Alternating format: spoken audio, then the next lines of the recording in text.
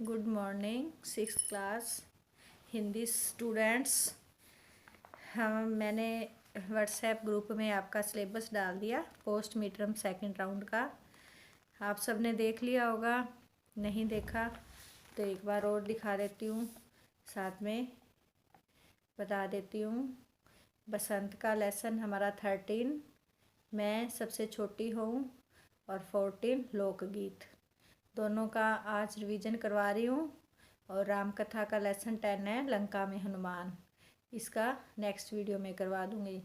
तो 13 और 14 में जो MCQ वाले क्वेश्चन आएंगे, ट्रू फॉल्स आएंगे, या शब्दार्थ जो मैंने लिखवाए हैं वो आएंगे, वो सब मैं आपको रिवीजन करवा देती हूँ। तो आज हम बसंत का लेसन 13 और 14। सबसे पहले कविता का नाम क्या है? मैं सबसे छोटी हूँ।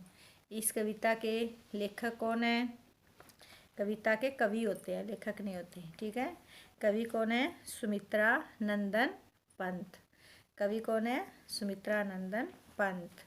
इसमें किसके बारे में बताया गया है? एक छोटी बच्ची ने अपनी माँ से बातचीत की है। किस तरह की बातचीत की है? कि मैं बच्ची हमेशा छोटी रहना चाहती है, और वो चाहती है कि माँ का साथ मुझे हमेशा मिलता रहे। माँ की उंगली पकड़कर उसके साथ साथ मैं घूमूं और माँ की गोद में सोऊं, माँ से परियों की कथा सुनूं।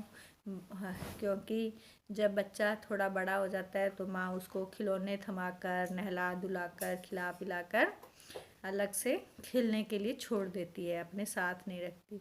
इसलिए बच्ची चाहती है कि मैं सबसे छोटी हूँ, वह छोटी बनी रहना पसंद करती है। और ये जो इसमें क्वेश्चन आंसर है उसमें आपके बारे में भी पूछा गया है कि आप बड़े होना चाहते हो या छोटे ही रहना पसंद करोगे। तो इस तरह के क्वेश्चन भी आ जाएंगे, तो वो उसका आंसर आप अपने लेवल पर दोगे। अब नंबर 1 पे क्या हो गया? कविता का नाम, फिर कवि का नाम सुमित्रा नंदन पंत, फिर उसके बाद कविता में सबसे छोटे होने की कल्पना क्यों की गई है। तो ये बड़ा क्वेश्चन ना आकर इसको MCQ में दे दूँगी। आपको सारी कविता समझ में आई हुई है, एक बार और समझा देती हूँ। मैं सबसे छोटी हूँ, तेरी गोद में सोऊं। बच्ची कहती है, माँ मैं सबसे छोटी हूँ और तेरी गोद में सोऊं। तेरा अंचल पकड़ पकड़ कर फिरूं सदा माँ तेरे साथ।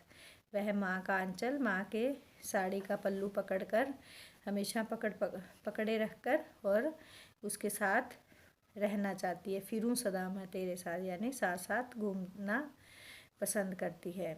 कभी न छोड़ूं तेरा हाथ, और माँ की उंगली भी हमेशा पकड़े रखती है और उसकी हाथ यानी कभी छोड़ना नहीं चाहती। बड़ा बनाकर पहले मुझको तू पीछे चलती है मात, यानी चलती मतलब कपट करती है, धोखा देती है। माँ को कह रही है बच्ची, तू मेरे को बड़ा करके और मेरे से कपट कर रही है। हाथ पकड़ फिर सदा हमारे साथ नहीं फिरती दिन रात। हमारे को बड़ा करके फिर हमारा हाथ पकड़कर हमारे साथ दिन रात नहीं फिरती। अपने कर से खिला कर मैंने हाथ, अपने हाथ से खिला क्या? खाना खिलाकर, खाना बिस्किट, माँ जो भी अच्छी अच्छी चीज़ें बनाती है वो सब खिला। धुला मुख, और फिर जब खाना खाने के बाद मुख पर लग जाता है, बच्चे के मुंह पर खाना लग जाता है, तो फिर मुंह को साफ कर देती है, धो देती है। धुला मुख यानी मुख को धुलाकर धूल पोंछ, और जब बच्चा मिट्टी में खेलता है तो उसकी धूल को पोंछ कर उसके शरीर पर जो मिट्टी लग जाती है उसको पोंछती है, साफ करती है। फिर सज्जित कर गात, गात मैंने शरीर, फिर शरीर को सुंदर सा पोंछ कर, झाड़ कर, कपड़े सुंदर पहनाकर, शरीर को सुंदर बनाकर, सज्जित कर थमा खिलौने, फिर हमारे को बच्चे को खिलौने थमाकर उसके हाथ में तरह तरह के सुंदर सुंदर खिलौने पकड़ाकर नहीं सुनाती हमें सुखद परियों की बात।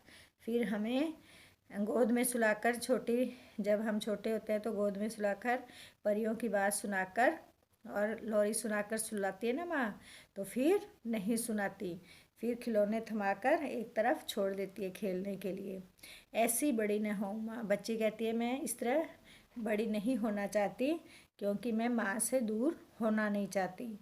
तेरा स्नेह न खो मैं, यानी माँ मैं तेरा स्नेह तेरा प्यार खोना नहीं चाहती।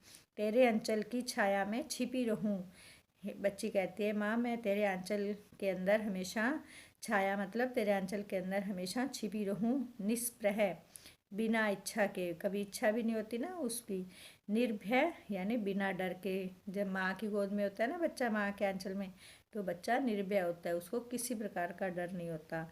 कहूँ दिखा दे चंद्रोदय, और फिर माँ की गोद में छिपा छिपा कहूँ कि अब चंद्रमा उदय हो रहा है, चंदा मामा उगता हुआ मुझे दिखा दो।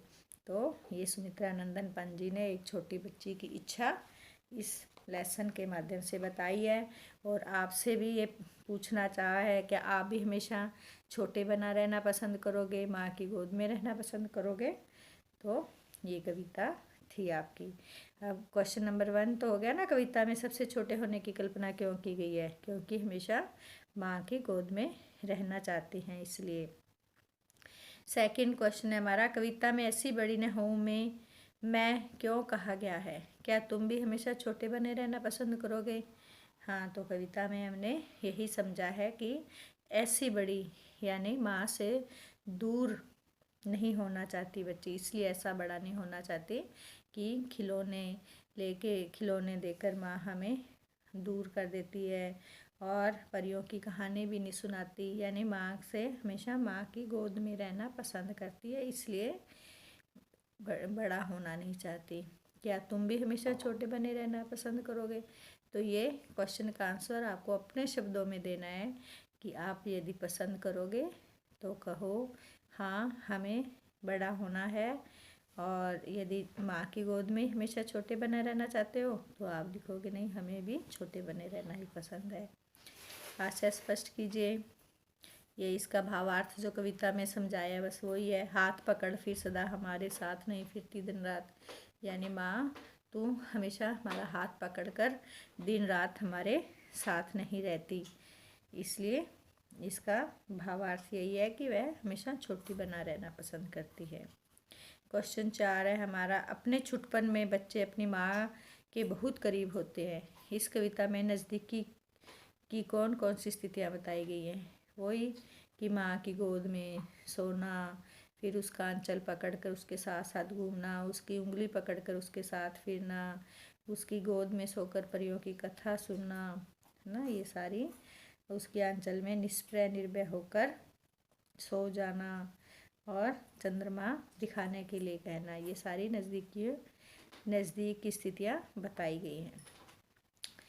और कविता से आगे और ये नहीं है, अब पेज नंबर आपका बादशाह की बात। हाँ, ये भी ज़रूर कर लेना, 96 पेज पे है बादशाह की बात। स्नेह प्रेम, है ना, क्या फ़र्क है मैंने समझाया था ना वीडियो में, दोबारा बता देती हूँ। स्नेह छोटे बच्चे को जो माँ करती है, प्रेम जो आपस में दो बराबर के हम सभी को प्रेम करते हैं, वो शांति एक तरह की जहाँ पर अच्छी लगने वाली, मन को शांत करने वाली स्थिति होती है वो शांति, और सन्नाटा जहाँ डर से बिल्कुल चुप्पी छाई होती है वहाँ सन्नाटा होता है ना। कहीं बिल्कुल सुनसान खंडहर जगह है और वहाँ पर अंधेरा भी है और वहाँ बिल्कुल सन्नाटा छाया रहता है, घने जंगल में सन्नाटा होता है ना। धूल जो ये मिट्टी की धूल होती है, और राख जो लकड़ी की जलकर बनती है वो राख होती है। ग्रह हमारे नक्षत्र हैं जो पृथ्वी चंद्रमा बुध ग्रह, है ना, ये सारे ग्रह हैं। चंद्रमा हमारा उपग्रह है। और गृह है, घर को कहते हैं। निधन किसी की मौत हो जाना, निधन। निर्धन गरीब होता है जिसके पास बिना धन का, निर मैंने बिना, धन मैंने पैसा, बिना पैसे के कौन होता है वो गरीब।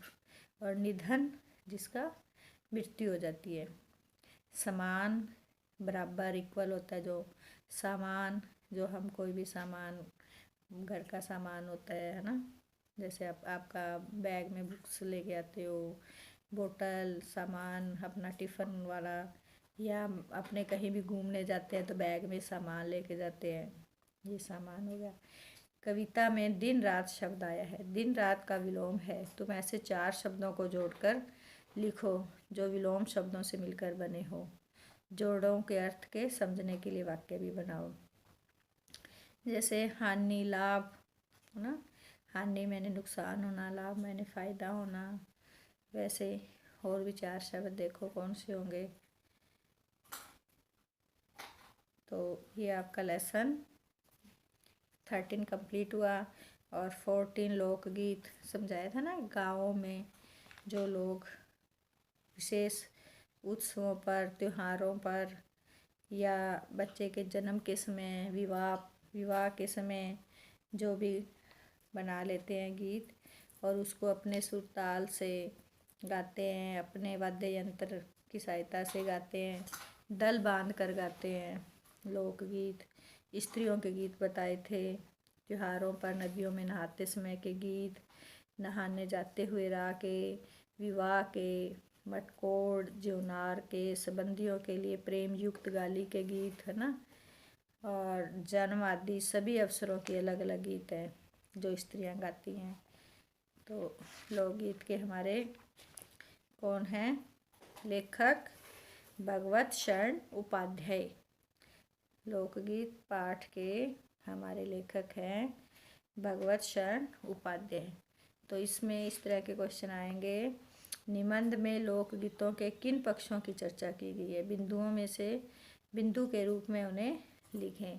तो इसमें बिंदु दिए होंगे, तो जो सही बिंदु होगा वो आपको आंसर क्लिक करना होगा। ठीक है, जैसे 4 ऑप्शन दिए होंगे जो आपको आंसर लिखवाया मैंने, जो सही आंसर में से एक बिंदु होगा जो सही होगा वो आपको राइट करना होगा। तो आपको आंसर सारे याद करना पड़ेगा ना, कोई भी एक बिंदु मैं दे दूँगी। हमारे यहाँ स्त्रियों के खास गीत कौन कौन से हैं?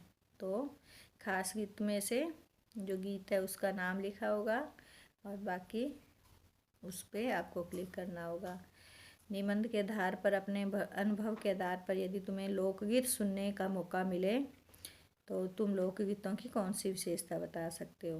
तो जो विशेषताएं बताई हुई है उन विशेषताओं को आपने याद करना है। पर सारे देश के अपने अपने विद्यापति हैं। इस वाक्य का क्या अर्थ है? पाठ पढ़कर मालूम करो और लिखो। पर सारे देश के, पूरे भारत में अलग अलग स्टेट है ना, उनकी अलग अलग भाषा है अपने अपने स्टेट की। जैसे पंजाब की पंजाबी ना, तमिलनाडु की तमिल, महाराष्ट्र की गुजराती, जो भी अपने राजस्थान की मारवाड़ी राजस्थानी। तो यहाँ पर अपने अपने जो भी लोकगीत बने हुए हैं और वो फेमस हो जाते हैं, जब प्रसिद्ध हो जाते हैं तो वो अपने अपने विद्यापति हैं। यदि जो प्रसिद्ध लोक गायक हैं और लोक रचनाकार हैं, लोकगीत के रचनाकार हैं, तो वो अपने अपने सारे देश के, पर सारे देश के, तो अपने अपने पूरे देश के अंदर से अपने अपने राज्य के अपने अपने विद्यापति है। यानी ये विद्यापति अलग अपने स्टेट के हुए ना, तो अपने स्टेट के सब अलग अलग रचनाकार हैं। इस वाक्य का यही अर्थ है।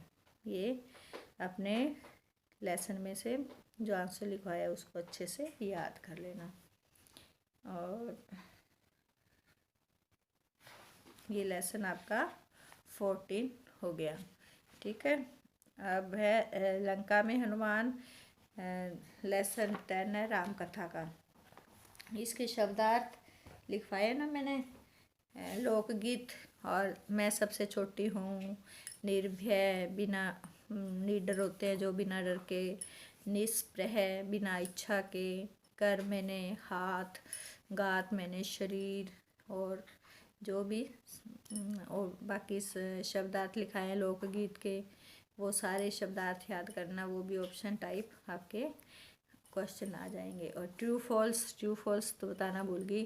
पूरे लोकगीत लेसन में ना, जो लेसन आपने पढ़ा है एक बार और पढ़ लेना। कोई भी एक सेंटेंस वाक्य है जो उस लेसन में दिया हुआ है, आपको समझाया हुआ है। जैसे एक एग्जांपल बता देती हूँ लोकगीत का, तो ट्रू फॉल्स बन के आ जाएगा। उसमें आपको बताना है कि जैसे त्योहारों और विशेष अवसरों पर गाए जाते हैं। लोकगीत त्योहारों और विशेष अवसरों पर गाए जाते हैं।